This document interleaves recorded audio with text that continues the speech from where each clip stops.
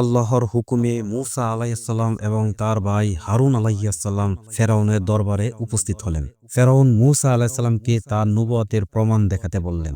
মূসা আলাইহিস সালাম তার লাঠিটি মাটিতে ফেললেন এবং সেটি একটি বিশাল সাপে পরিণত হলো। সাপটি ফেরাউনের সভা সদস্যের মধ্যে আতঙ্ক সৃষ্টি করল।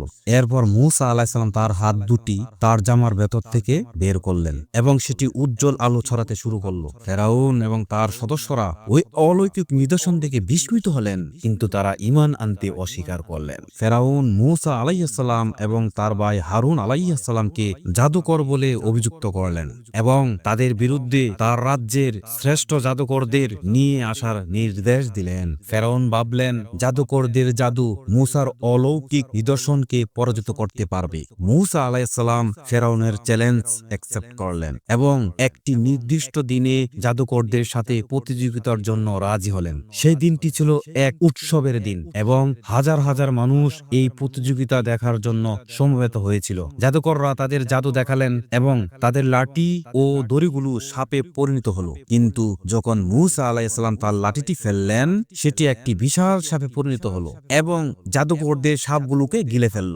জাদুকররা বুঝতে পারলেন মূসা আলাইহিস সালাম এর অলৌকিক নিদর্শন কোনো সাধারণ জাদু নয়, বরং এটি আল্লাহর পক্ষ থেকে এসেছে। তারা সঙ্গে সঙ্গে সেজদায় পড়ে গেলেন এবং আল্লাহর প্রতি ঈমান আনলেন।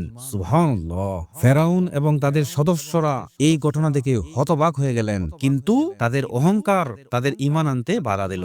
এই ঘটনার মাধ্যমে মূসা আলাইহিস সালাম ফেরাউনের সামনে আল্লাহর একত্ববাদের প্রমাণ দিলেন এবং তার নবুয়তের সত্যতা তুলে ধরলেন। সুবহানাল্লাহ।